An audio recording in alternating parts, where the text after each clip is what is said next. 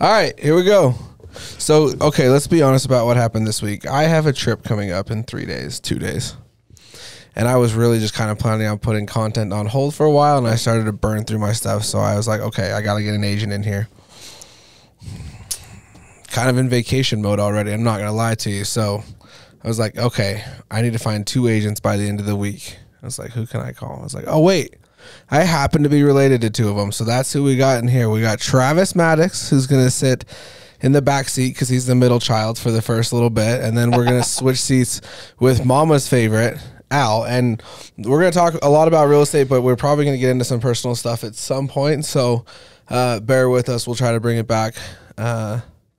So we're going to try to keep it professional. First things first, why are you Mom's favorite, do you think? Why am I Mom's favorite? Yeah. Because I treat her the best. Pull the mic a little bit closer. Because I treat her the best. You just pulled yourself closer. No, because I would do stuff with her. I mean, not much anymore since I'm married. I think that's gone out the window since I got married. I don't think I'm her favorite anymore. So is Trav the favorite then? Trav is definitely not the favorite. Heck no. Who is Dad's favorite right now? Definitely Trini. me. Trini? Nah. Trina. I've had people tell me it was me recently. It's definitely not you. How do you, okay. It is surely not you. Okay. It might be, and don't call me Shirley. Might be me. Maybe. It's definitely not Mac. It's not Mac. It's not Mac. I don't think it's Beans. I don't think it's Beans. It Probably. will be Beans in a little bit when It'll she be goes on her Beans. mission. Give Yeah. it 3 months. But Yeah. it's not. Trav? Probably not. No, I'm Trav doesn't go to the gym with us. pretty just like Trav just like shows up for Yeah, Sunday Trav's dinner kind of like sometimes. taking a vacation from like extracurricular family stuff. yeah. Not in a bad way. Wow, Just away. we're just jumping straight into this. But I guess it's indicative of what our life looks like because this is how we were raised to kind of talk about business and real life, kind of all in the same. So Well, there's no difference. There's no separation. there isn't, and No for better or for worse, right? Yeah. No separation. Which has its pros and cons. Pros for us? You work too much. Who said that? His ex-girlfriend? Sorry, bud. That's okay. Are we talking about ex-girlfriends on this show? Already? Felt right at the time. That feels a little too personal. This is a family show. Family show. We'll keep it family rated. Okay, so you're how old now? 23. I'll be 23. 24 next month. Okay. You've been an agent for how long? A year next week. Congratulations. How many houses have you sold? Do you know off the top of your head? Just shy of 50. Clap it up for the kid. Thank you. Thank you. Good job. Thank you. How many did you sell in your first year? 45 or something like that. So you beat him. I'm at 47. Yeah. I'm just shy of He's 50. better than I am. I'll openly admit that. Well, that's okay. It's the cheeks. Oh, thanks for asking. I had 58, I think, in my first 8 months. Okay, but I had a national, whatever. Yeah. Yeah, the market is definitely, you kind of jumped in at the very tail end of one market, and you're kind of having to like say, everything I learned in the first 6 months of real estate doesn't apply anymore. It's gone. Yeah, like what would you say is different today than when you started? When I first started for the first... Like, what was your focus? First 6-7 months was just getting somebody to sign right away when I saw them. Okay. Because if they didn't, the house was gone. Yeah. Right. It did not matter. If you don't... It was essentially sign, and if you don't, I don't really care. I'll find someone else who will because they're lining up essentially. And when people were asking you why that was like the mood, why that was like the vibe, because that was, I before you jumped into it, that was kind of what we had to start telling people is like, hey, this is the reality of it. And people didn't want to listen at the time. Right. And so they would reluctantly go up $10,000, $15,000, $20,000. And then within 6 months, I would say it snapped. Right. And all of a sudden it became $30,000 to $50,000 over to win. And then all of a sudden it jumped from $50,000 to $100,000 sometimes, at least in our price point. Yeah. What were you telling people when you were in it right then and there, where you don't know anything different? You're just saying, hey, this is what it takes to get a house right now. When people were saying, why is this going on? What were you telling people? There's a myriad of things. One of the biggest things I would tell people is that there's just not What enough is a houses. myriad? Many. Okay. Several. Look at you. Yeah. It's professional. It's a professional podcast. Okay, so there's a myriad of things. There's a myriad of things. The biggest thing is that there's just not enough houses. There's just not enough houses for the amount of people who want them, especially in the price range that we sell. If you want to go less expensive, if you want to go more expensive, you can probably find something a little easier. But we're hitting the most average price point. around 500,000. So with interest rates going up and the market slowing, right? I saw a statistic that said new home starts are down 16% year over year, right? So if you want to use that as kind of your ballpark estimate as to how much the market has slowed down or cooled, you're down about 16%. Now, what are you telling people as far as like, hey, this is what's driving this? For me right now, as far as driving the slowdown or driving? Yeah, because it wasn't that... It wasn't that builders all of a sudden caught up and we met the demand that Cam Gardner talks about with the 40-something thousand household shortage. Right. That didn't all of a sudden get instantly solved. No, for me, it's fear is the biggest thing. People are scared of what's my rate going to be once I close in 10 months because that's about our build time. But then also, they can't even afford it. Like even if they wanted to, even if they had balls of steel and they wanted to, they just cannot. They just cannot. You're 23. You bought your first condo 2 years ago. 2 years ago. Yep. You paid what, and it's worth what? I paid $234. Sweet. Worth. I don't know now, around 4 probably. Shout out. I got you on that one. You know that. Oh yeah, no doubt. Okay. For those of you listening, I sent Al a contract on his mission when he was about 6 months away from serving, or 6 months away from being done serving your LDS mission. Yep. I sent him a contract and I said, don't ask me about this. I'll co-sign with you, sign it, and we'll be good to go. And you got a unit that is just fantastic. Oh, it's right. It's right on Utah Lake. Yeah, nothing in between you. Like, it looks fantastic. And it's been a great property for you. You brought roommates in. They helped you rent. That might not be an option anymore, right? No. That for people. So what are you telling 23 and 24-year-olds that are listening? Because we've had a huge swing in our demographic. There's a lot of people my age watching. There's also a lot of kids that are 18 to 24 years old. And I think part of what they might be asking is, hey, if the market's going down, this might be a decent time to jump in. Yeah. Right? What are you telling kids your age that are saying, hey, should I send my brother a contract on his mission? For sure. I just sold a house to a guy last week who's 25. And he's terrified, absolutely terrified, which I love seeing that because that's a very real emotion. That means he's actually thinking. If you're not scared right now, not that I think you should be scared, but you should at least be a little bit nervous. But what I told him was, I asked him what his alternative is. If he's not going to buy now, what's he going to do? Are you going to move in with your parents? He said, hell no. I said, okay, good. I wouldn't either. That sounds terrible for me. Or you're going to rent, which he's doing right now. And he just got a call from his landlord that his rent's going up $400 a month. Do you know what he's currently paying? I think he was paying $2,200 a month. So $2,200, Mr. Math Numbers guy. $400 is what as a percentage from $2,200? Does that make sense? Yeah, it's like a 20% increase. Yeah, I was gonna say 16, 17. Yeah, I was gonna say you're somewhere between 15 to 20, which. It's steep, but it's also not uncommon from what people are predicting rents to go up in the next 12 months. And so what I told him was... Well, what's driving that, right? We got to talk about what's driving that for a second, because that housing demand that has been well established in Utah that started last time when we had a slowdown from 2008 to 2012, that in that span, builders stopped building for 4 years. But kids didn't stop graduating high school. Kids didn't stop graduating college. People didn't stop living their life and growing up. So houses stopped. Families kept creating more and more people. And all of a sudden, as a nation, we have a massive housing shortage. One of those is specifically in our market. We were not able to get into that, to break into that for the last 8 to 10 years in this crazy run. We haven't really talked about it, but we have not been able to dip in, at least in Salt Lake City market, to dip into that current shortage, especially when COVID hit and everything went crazy. So what happened is you still have all of those people that need a place to go. Right.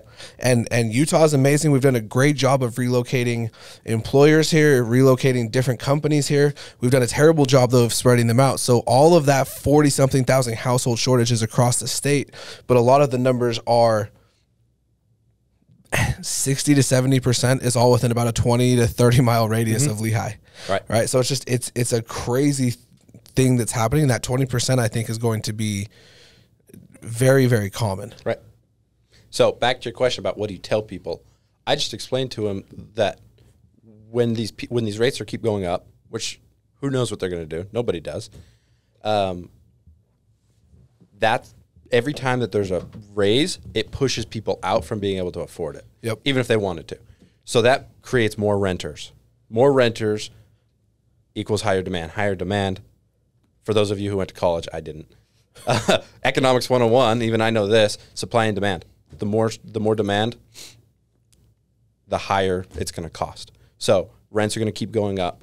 And the way that I explained it to him was, if you don't want to worry about your rent going up, if you want to have it stabilized for 30 years, buy a house.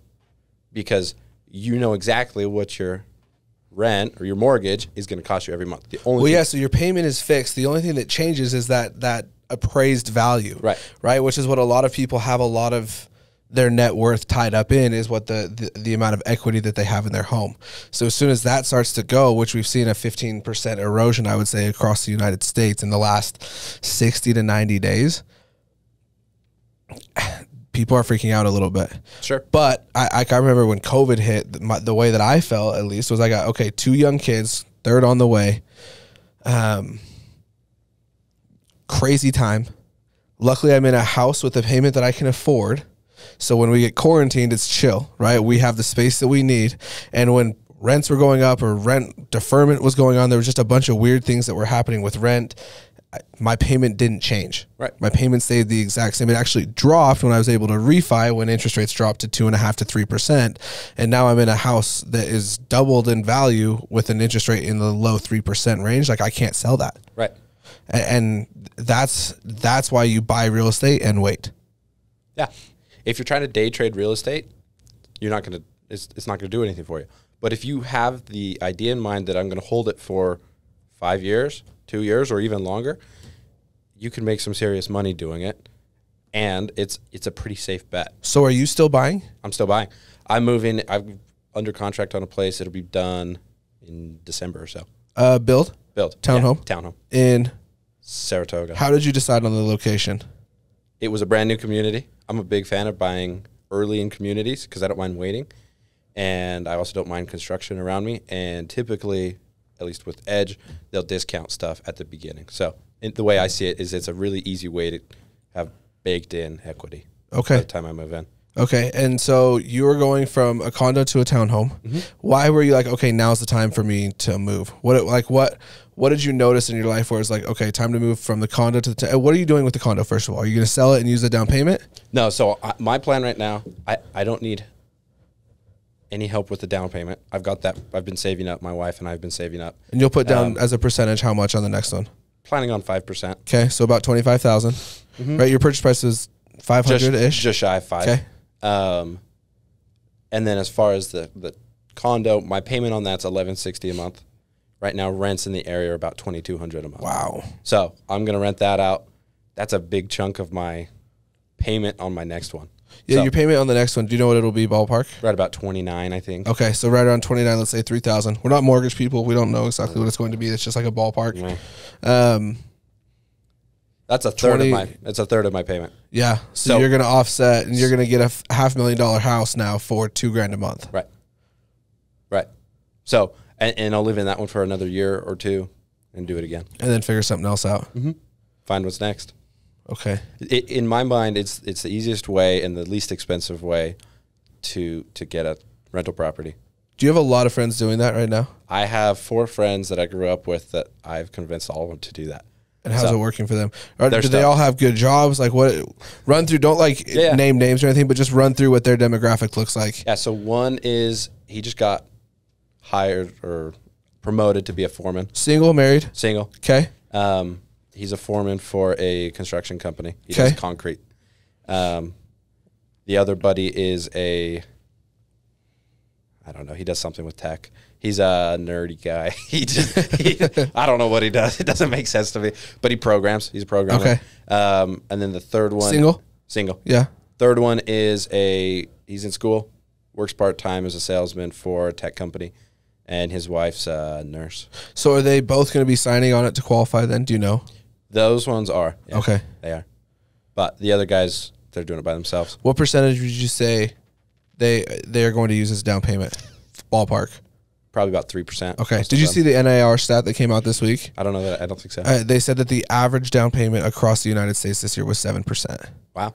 So the other thing is 2 of those guys are buying in Saratoga, right next to me, which qualifies for, or potentially, depending on the buyer, qualifies for USDA loans, which are awesome. They're meant to get people into rural areas.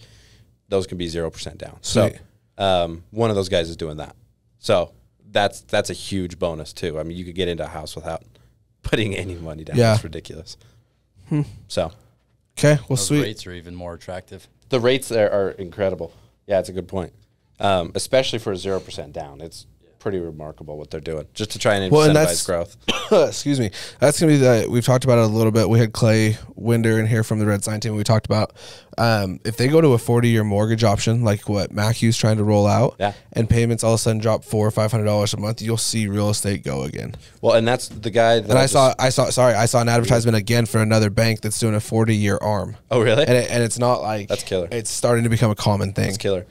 That's what that 25-year-old guy, that's what he's doing is the 40-year first-time home buyer, 0% down. It's a crazy program. I don't know how they do it. It's a crazy program. I don't know how they do it, but it's legit. So if you've got anybody, I'm doing one right now, and Mackew's killer. They're doing a great job. Their people can be a little slow sometimes, a little more difficult to work with, but they have some creative stuff. Okay, so an unrelated question, but now you're a year into it, and I would love to get your opinion. What would you say it's been like working with family? I love it. But I would say that our family is probably a little bit different than the majority. We've always worked together. We've always done something together. It's always been business. Like if you come to Sunday dinner, I don't know what normal people talk about, but when my wife first started coming around, she's like, that was really intense. Like, were you guys mad at each other? I was like, no, that's just Sunday dinner. We don't actually care about what we were talking about. No, we're chatting, but it doesn't matter what we do. Yeah. It's competitive. It's intense. I mean, it can be cornhole in the backyard. And Trav? I gotta go. Dad actually wanted us to bring that up. Why are you not more serious when it comes to the game of cornhole in the backyard? You know, I'll be honest. I felt like I was taking it pretty serious because I threw 3 bags. All 3 of them hit the hole. And then he said, throw it higher. Wait, how many went in the hole? None of them, but I was right there. I was zoning in, okay? I'm not lying. Dude, can you guys hear me when I'm chirping to Steve the whole time? Oh, I sit there the whole time. Oh, Trav's so pissed at the dog right now. He's so grumpy. And so I just you're amping him up. I'm amping myself up. Every time I see you, like, because I know when you're getting annoyed. Absolutely. I know when you're getting frustrated. I shut down. I told Steve, it's like, he's got to put some mark on it, man. Steve goes, throw it higher. I'm like, Trav launches it moonball to prove a point. I'm pissed at this stupid dog barking over and over. Nobody's saying anything about this dang dog. Well, we're all laughing. Because we don't care. We're locked in on the game. I start meowing in his backswing.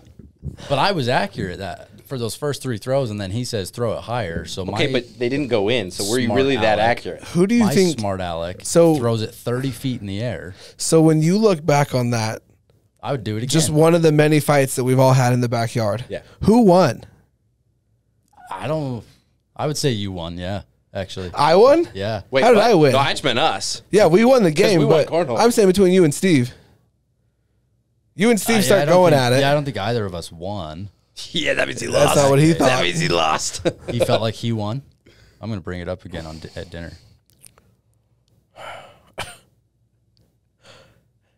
Who do you think his favorite is to work for him? Me. Yeah. You think? No doubt. No doubt. Who's the second? Who do you think causes him more headache at work, you or me? Probably you. You. Yeah. Okay. Yeah. Take that from the podcast. Okay. It's Boo's podcast. So, no, Trav, it's you. It's me. Yeah. Thank you. I'm a Boo's Shout chair. out. Okay, reset. You really think so? Yes. Do you? You genuinely think so? Trav just kind of does his thing. Yeah. I do my thing. Do you really want me to comment on this or what? Is this for the podcast or is this for us? You think he hates me the most? I think he Not despises hates you. I don't think he hates you as much as he just loathes That's why I started going by Boo. He actually asked me to. Did you know that? I did not. Yeah, he said I was embarrassing his name. I don't even tell people my last name anymore. Yeah. No one asks me if I'm Steve's son anymore if I just go by Boo Maddox. No, it's a good move. They talk about Boo instead of Steven. I just go by Al. Yeah. Yeah, you changed your name. Why do you think you changed your name professionally? Because I was sick of people calling me Alex. Oh, dead ass. Yeah. No, it's a good move. No, it's a good. Yeah, I realized I got your voicemail the other day. Yeah. Is your name not Alex? Yeah. Who'd Wait, have thunk? You'd be why amazed. have I heard so many people call you Alex? Yeah, that's the problem. I was at calling the. you that for 20. You said you're 25. No, it's Alex. I'll spell it for him, and it's Alex still. Alec. Oh, Alex, nice to meet you. It's because if we're talking about like Alex Truck, Alec, No. plural, Alec, No, I can see that. uppercase Plural? Not plural. apostrophe. Possessive. Possessive. I am pretty possessive. What'd you get on the ACT? 23. What'd you get? A lot higher. 17. That's bull crap. What did you really get? 28. I Shut up. What'd you really get? think at 32. I hate you so much. What'd you get? You got what? I think I got a 23. I got a 17. I only took it once. I did too. I got a 17. I was like, that's good enough. Don't you get a 16 for putting your name on it? Yeah. I think when I got a think that's the 17, baseline. when I got a 17, I would say that was the first time that my reality kind of shattered, and I was like, What? school might not be it for me because I really tried on that. Like, I gave That that was- the college try. and then like when I enrolled at Snow twice or Snow once, didn't go. Went to didn't remember you UVU. I tried Thank you for- UVU for 2 semesters. Thank you for saying enrolled and not Went to. went to. That's where I finished school. That's it. When Boo lived at Snow College. When I lived it, that was a good time for me, though. That was a good time for me. I did almost get suspended the day before, but I'm going to be honest. I was approaching it with a different attitude because I knew I hadn't been in class the whole semester. So if you're Either going to way, you were suspend getting me for the suspended. prank, suspend me. No, I'll go down with the please. ship. No, I had a golden opportunity. I went to Jeff. I went to Zach. I was like, hey, listen, I am my brother's keeper. I did this on my own because it doesn't matter. Who got in the most trouble growing up? None of us really got caught. Yeah, none of us really got in that big of trouble. Did you ever sneak out? I never had to. Did you ever sneak out? You never had to? What's No, that I would mean? just say I'm leaving, and they're like, all right, Stop. Yeah, I was just All gonna- night? all night, Till when? whenever. I hate you so much. That's not real. I swear, Stop. swear. No, look, I was on my found mission, this so I thing. guess I don't know. I found out this thing. If you just say, "Hey, I'm leaving," they never stopped me. What was your curfew? Yeah, 10:30. Really? Promise. Till you you graduated? serious? Have you not heard this story? No. Oh, you weren't with us. You were on your mission. So Say it like that. It sounds like I'm dying. driving to drop me off at the MTC. I'm still bugged about this. You're Mom still says- bugged because my curfew was midnight. Yes. And I was way more responsible. You I had am. a 10:30 bedtime. What was your GPA? What did you finish high school with? 3. I did not try. What'd you have? Like Did you ever? Maybe a 3.5. Did you ever make honor roll? Oh yeah, almost exclusively. Like 3.9, but I never went to I don't school. know why we've never had this conversation No, before. like I almost never. My senior year, there's not a single week that I went to every day.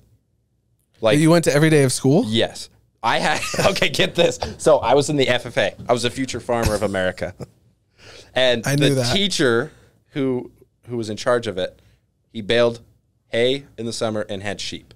So I would go and help him in the summer. Stop. Swear. Stop. I went and helped him in the summer. You're the ultimate brown No, noser. get this. You are the Wait, wait, wait, ultimate wait, wait, brown wait. Hold noser. on. Hold on. Hold You on. are the ultimate brown Hold on. noser. This dude was in charge. Stop. You do not do that. He was in charge of attendance. You school. would go haul. Stop. I hate you so much. So I would be gone. I would text Danny and say, "Hey, Danny." Yeah, we were on a first name basis. And I'd say, "Hey." Because you're his free labor, man. Oh yeah. You were Yeah. You walked in, you said, "I'll do anything for an A," and he says, "Can you haul hay?" He said, "Let me see those fingers of yours. Can you haul hay with those hands, son?" So I would throw hay for Golly, him. and then he would give me Oh. attendance school credit. So I hate you almost so much. never went to school, especially senior year. Like almost never. Did you get all your little friends out of? Oh yes, I hate you 100%. So much. So we'd be shooting because I had a few classes Wow. with Danny. We would be shooting shotguns up on the hill. He'd call me. He's like, "Hey." During class. During class. Oh yeah, we would just leave. What did your teachers think? Oh, I don't know. I wasn't there.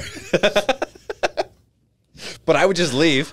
And then Danny would text me and be like, "Hey, you coming to class?" I'm like, "Maybe." He's like, "Okay, I'll mark you here. No worries." I hate you so Yeah. much. My senior year, I only had to take I think it was 3 classes the last half of the year in order to graduate. Mom and Dad made me do a full class list. And I had to go every day. No, you chose to do that. You don't have to lie to us. Well, no, they made me no, go to school. don't make me take AP math. No, please. No, You I'm in guys the didn't ALL class. You guys didn't even let me finish my story about my 10:30 curfew. Oh, sorry. Oh, yeah, sorry. So mom and dad don't driving- trust you. We're driving to the I don't. It's not MTC. that. They just think you're fragile. Keep going. Mom says, Trav, I got to ask you, and since you're going on a mission, you can be honest. I said, okay, what's up? Why were you always home at 10:30? I said, that was my curfew. Stop. Mom thought you were doing it. She says, no, we never set a curfew for you. Anytime you'd leave, I would say, and this is mom talking, she would say, what time are you going to be home? And then me, Travis, would always say 10:30. Because you thought that was your I curfew. thought that was my curfew. He's so cute. They pulled the wool right over my eyes. Wow. No, you pulled your own wool. Wow. That just explains it, everybody. That's the difference. I was brown-nosed teacher, so I didn't have to go to school. That's so stupid. Travis was home by 9:45. So You he guys wasn't know in I trouble. barely graduated? Yeah. Really? It came down to one sociology test. Then I told the teacher I had a concussion. I couldn't remember what her class was, so she gave me her study guide. What was the teacher's name? I don't- Beckstrand? Yeah. That lady, maybe. she was a homie. Maybe. I don't remember. I had a concussion that year, so I don't remember. What. Yeah. Lay, rule number 4, kids. Live with the lie, die with the lie. Gang. What advice would you give to somebody that does work with family? Because what was your first job?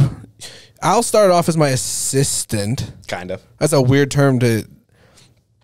Al allowed me to be two That's a places very at loose once. term. Is kind of what it came. I did everything Boo didn't want to do for 2 years. Yeah. And then a little bit more. What did you learn? What would you say you learned coming out of working? Because you were really the first person. We have multiple people that like work and are around us now. Mm-hmm. You were the first person that I would say like I kind of started to hire somebody. Yeah. What would you say like after 2 years? You're like, okay, what did you learn about me that you didn't know, and what did you learn in general? I mean, I know you pretty good. We've been really close since forever. Things that I learned.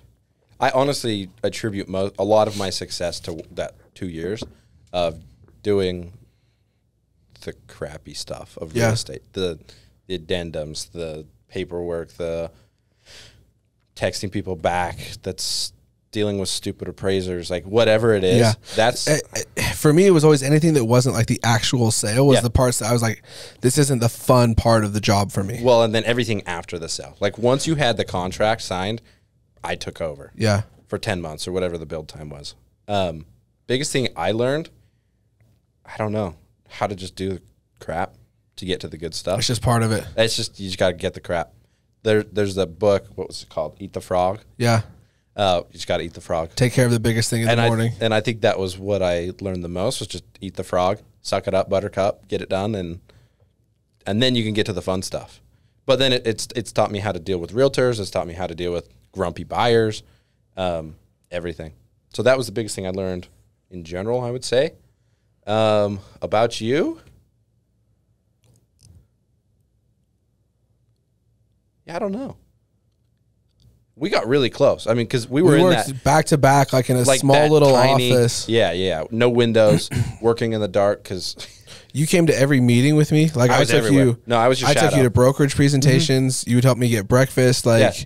and do you know what you did? I think that was huge for me more than anything is I took all the time that you took off my plate and I reinvested it back Right. into my family. Right. Right. So like instead of having to leave at 8 or 7:45 in the morning to go and pick up breakfast before a brokerage presentation, I was able to get my kids out of bed. I was able to feed them breakfast. I would slide in last second right before the brokerage presentation, have food, have flyers, have everything ready. Right. So you were huge. Like so thank you for that. Cause that was, Absolutely. that was a crazy time, but that was like where you were the first thing that allowed me to take some of my time back and get to know my kids, get to know my wife, get to like, cause I'm in a very different spot, I would say 2 years now with where I'm at with them. Yeah. And that was kind of that first step for me that I was able to do that. Well, and it was awesome for me because I got to do those things that no other assistant should have been doing those things. I let you be closer to the Yeah. madness than what like my current assistant is. Absolutely. Yeah. I was there. Like, your agents knew me. Like, they would call me if they had stuff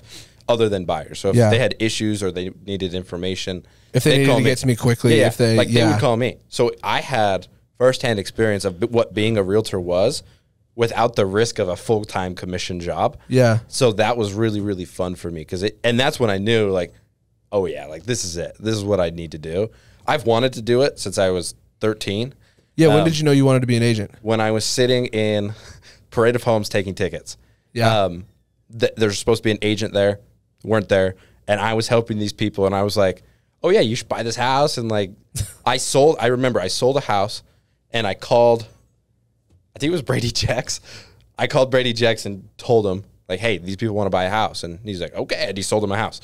And right then I was like, okay. This is sweet. Okay. I kind of dig this. And ever since then, it was like, and then as I grew up, started going to school, similar to you, where I realized, like, I hate school. I hate it. I love to learn, but I hate the way that school was for me. I don't think there's anything bad about it. Just not my style. I can't sit still and focus for that long. But yeah, that's when I knew. And you knew when did you know you weren't going to school? Because you came home from your mission, and this was a hotly debated question around the family because you told everybody you were going back to school. That was my plan. Who called it from the beginning? You came home. You didn't enroll for school right away. I got home, so I actually got home later than I was supposed to. Missed the initial. I got home in November, so I missed the. What is that? Fall semester. Fall semester? I think it's called a trimester. I missed the second trimester. Okay. Don't miss that one. They get grumpy. That one's bad. But I missed the semester starting, so I was like, okay, that's fine. I'll work until the next one. The next one was, so that was 2019, the end of 2019, November. March 2020 is when COVID. And so, like, everything went online. And I was like, ain't no chance I'm doing it online. I'm barely going to get by. So you did enroll? I was going to. I was, like, signed up. I was going to go to UVU. Why didn't you enroll for that January? Is that when it starts? You could have enrolled for January and got a, right? Right? Well, because I was working or something. I don't know. I don't know. I remember the first time. That's what it was. I was called working. it. I called it, like, in my head. And then as soon as you missed the first opportunity, I was like, I started to get more vocal. Everybody's like, he's not going back. I was like, no, he made me a promise, boo. He's definitely going back. I never made that promise. I'm like, Mom, I love you. He's not going back. No. I'm not going. But no, so I never started. I graduated high school barely, and thanks to Danny. Shout out Danny. And yeah, I haven't gone. Well, I did do 120 hours for my real estate class. Shout out. That's about the extent of it. But that's the way that I saw it is by the time school came around, or the time for school, I was working for you, and I knew that but by that point, I was confident I wanted to be an agent, and I wanted to sell houses. And I knew school wasn't going to help me as much as the opportunity that I had already. So in my head, I would never say I will never go to school, because I do love to learn. I love to read. I love to, like, learn about stuff. I love to read. You love to learn. I love to read stuff like the Kempsey Gardner Institute stuff. Yeah. I love reading that. But that's because that helps me be better at my job. I don't love reading. I don't know what they read at college. Sociology, psychology, that stuff doesn't mean anything to me, unless it helps me with what I'm doing now. So I wouldn't shut the door on college in the future when I'm bored, but for now, it's not going to help me right now. You recently got married. Yeah. How long ago? 6 months ago. Her name? Her name is Jamie. Shout out Jamie. Shout out James. James. You have a whole bunch of nicknames for her. Run us through what her nicknames are really quick. Okay, so her name is Jamie. Okay. James, Jimmy, some others that I can't, repeat here. Jimothy. Really, it just depends. I'll just kind of say random stuff to her, and she almost always responds. She'll say something. Yeah, I call her dude a lot, which is weird. People think that's weird.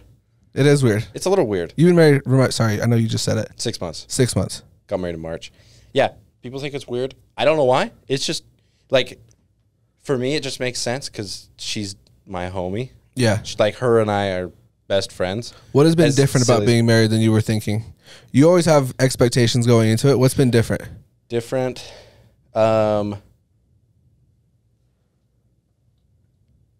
Just dealing with how different her and I are as far as the way that we go about solving problems.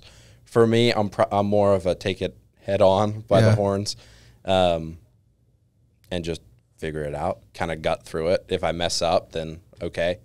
For her, she's very methodical, very plan oriented. And when she has a plan, she likes to stick to it. She doesn't like changing very much, which is weird because she's very spontaneous. She just likes, she likes planning. So that's been the biggest for me, I would say. Is having to plan. Yeah. I remember that was one of mine and Courtney's biggest fights, like in our first year, was I would text her like, hey, I'm wrapping up. And to me, that could be 15 minutes. That could be 2 hours. And like 90 minutes later, she would text me like, hey, where are you? And I'm like, I'm sorry. Like I would just start heading home. I would just drive home. Right. And I where do you think you get like because mom and dad, I think, were bad communicators. Horrible. Sorry, Dad. That's the thing, though, about our family, going back to working with family. Our family is brutal and upfront. There is no hiding what you're thinking. If I think that you're full of crap, I will tell you. You won't have to guess. Yeah. You'll know. So Steve knows that. Pops knows that.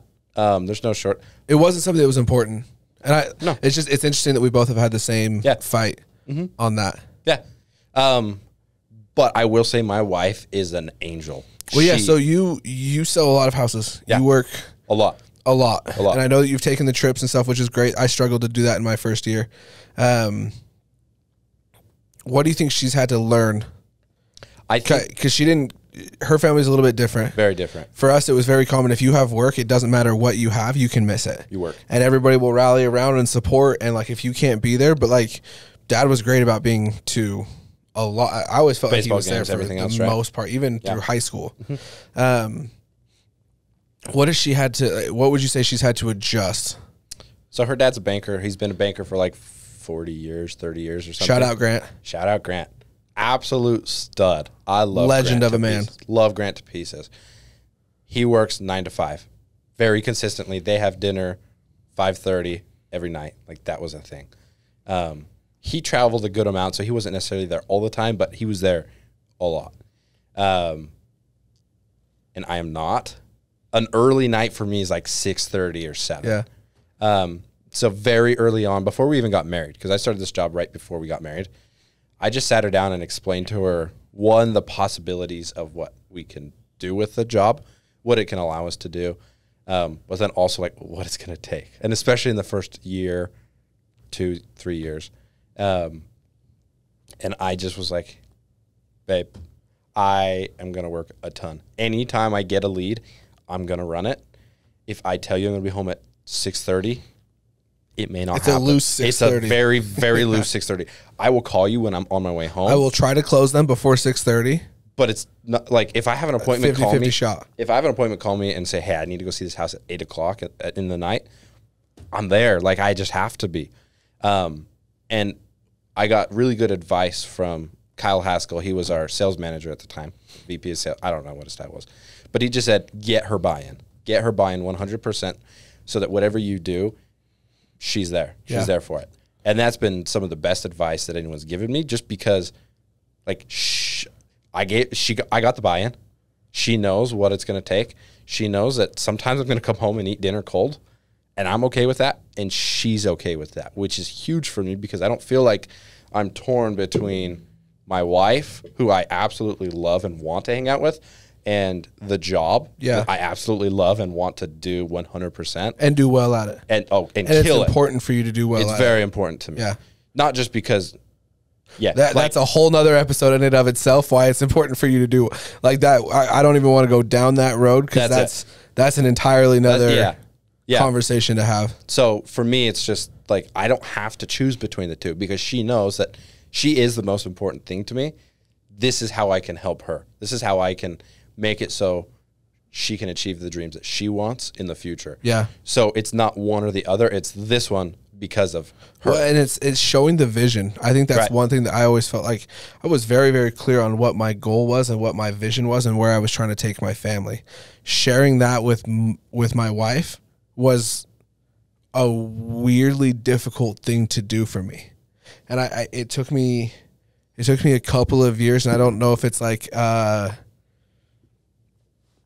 something I was born with. I don't know, like, but for some reason I struggled. I couldn't figure out why I felt like my wife wasn't all in with me. Interesting. Right. Which it wasn't that, but I struggled to feel like she was working and doing as much as I was. And I'm not normally like that. I'm not like a comparer. I'm not one that normally looks to the left and right and says, are you working as hard as I am? Because that doesn't impact me. But I really struggled just to get the vision across, and so I almost felt like there was like tension. I almost felt like it was like a fight, and it's so crazy. Like, obviously it's another entire episode for us to go into the parallels that like I am drawing between what we all witnessed growing up and what we're currently experiencing now that we get married, now that we're in a dating life. There's so many things that you come with in this world. So like adding somebody on, like you added somebody on that is incredible, and like she has been it's been really fun to watch you guys grow up really, really quickly and watch you get better at this in the meantime. Yeah. So kudos to you. That's it. That's a great episode. We're going to turn this into its own episode. I think we'll do an episode with Travis next week. What are we going to talk about next week? Anything specific? I don't know. Anything you want to cover? Cornhole. Who would you say has the worst daddy issues out of all three of us? You. Really? Absolutely. He and I have a different relationship than you and him. Yeah, he's soft. Which with I you. didn't understand until I had kids. He is soft on you. Oh, yeah. It's, He and I have a much more emotional that's what I used to relationship. call it, and now that like I have kids that I treat very, very differently. You guys have probably seen it, and you're like, hey, wait, you used to make fun of dad for this, right? Yeah. Well, and I think it's a good thing. I do too. Because you and I, you got to slap me before Yeah. I listen. Like, you yell at me Yeah. however much you want. I don't care. Doesn't do anything to me. You got to smack me. You, if he tells you that he's disappointed in you, he might as well I'm like, going to jump off a cliff. yeah, like that's all it takes. Yeah. But no, I think Suicide is never the option, by the way. Don't jump off a cliff because dad's mean to you. Logic wrote a song about it. Go listen. So wouldn't that mean that you have more issues than I do? No, I don't think so. I guess define issues. Maybe we'll define issues next week. Okay. I can't wait. That's gonna be great. Yeah. Well, that's the end of the episode, gents. GG's. Thanks for having us.